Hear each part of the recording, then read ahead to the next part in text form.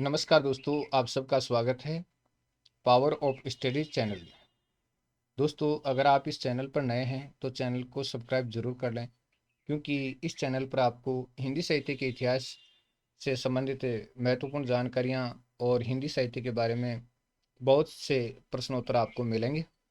तो आप अगर पहली बार विजिट कर रहे हैं तो चैनल को सब्सक्राइब जरूर करें। महापर्व किसकी रचना है? प्रताप नारायण मिश्र की रचना महापर्व है। आचार्य रामचंद्र शुक्ल ने हिंदी का प्रथम प्रौढ़ गद्य लेखक किसको माना है? तो आचार्य रामचंद्र शुक्ल ने हिंदी का प्रथम प्रौढ़ गद्य लेखक किसको माना है? राम प्रसाद निरंजनी को आचार्य रामचंद्र शुक्ल ने हिंदी का प्रथम प्रौढ़ गद्य लेखक माना है। नेक्स्ट क्वेश्चन, राम की शक्ति पूजा तथा सरोज स्मृति नामक कविताएं किसमें संकलित हैं? राम की शक्ति पूजा तथा सरोज स्मृति नामक रचनाएं किसमें संकलित हैं? अनामिका द्वितीय भाग में संकलित हैं। तो सूर्यकांत त्रिपाठी निराला की रचना अनामिका है, उसके द्वितीय भाग में राम की शक्ति पूजा तथा सरोज स्मृति नामक रचनाएं संकलित हैं। निराला की कौन सी रचना भारतीय जीवन मूल्यों की प्रतिष्ठा करती है?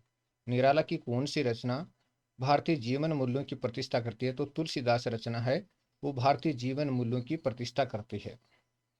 निराला की जूही की कली रचना कब प्रकाशित हुई? 1916 में जूही की कली जो कविता है वो प्रकाशित हुई थी।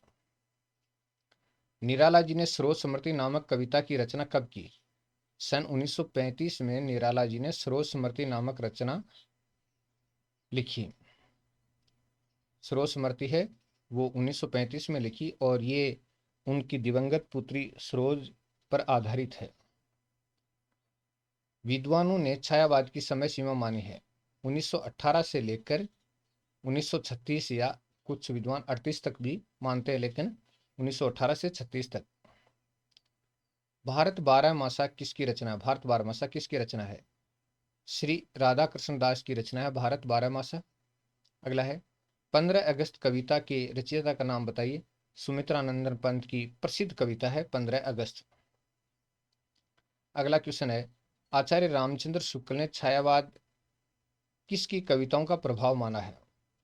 आचार्य रामचंद्र शुक्ल ने छायावाद पर किसकी कविताओं का प्रभाव माना है? रविंद्रनाथ टैगोर की कविताओं का प्रभाव माना है।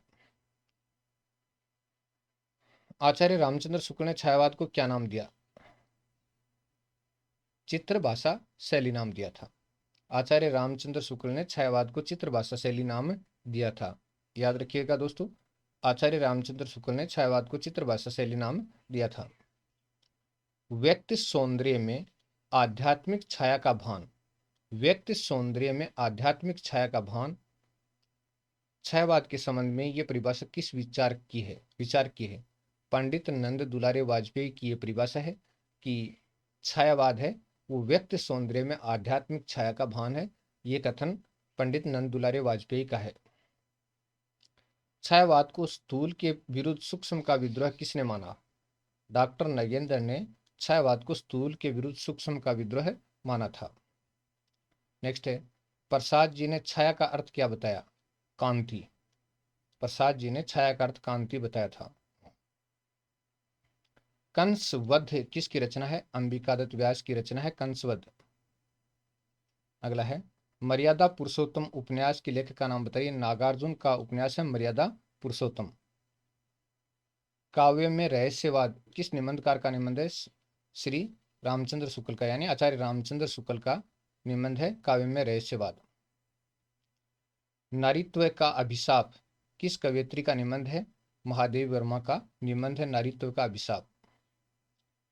अगला है, लीलावती किस निबंधकार का निबंध संकलन है? भारतेंदु हरिश्चंद्र का निबंध संकलन है लीलावती। रस्यज्ञ रंजन साहित्य सीकर किस निबंधकार का निबंध संकलन है? रस्यज्ञ रंजन साहित्य सीकर किस निबंधकार का निबंध संकलन है? आचार्य महावीर प्रसाद द्विवेदी के निबंध संकलन है। अंडे के छिलके किसकी एकांकी है?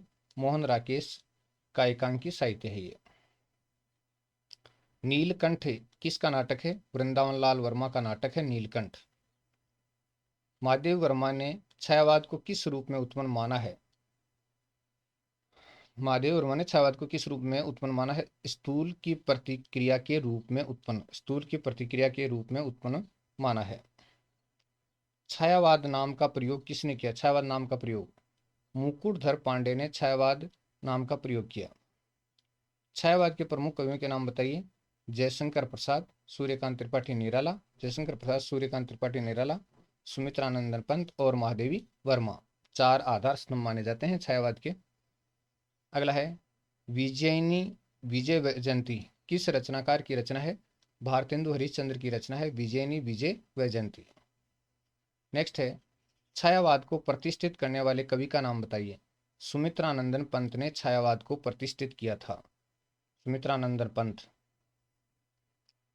चलिए अगला, छायावाद की प्रमुख कवियत्री का नाम बताइए। तो महादेवी वर्मा छायावाद की प्रमुख कवियत्री थी। स्वच्छंदता की मनोवर्ती किस काव्यधारा की विशेषता है? स्वच्छंदता की मनोवर्ती किस काव्यधारा की विशेषता है? तो ये छायावाद की प्रमुख विशेषता है।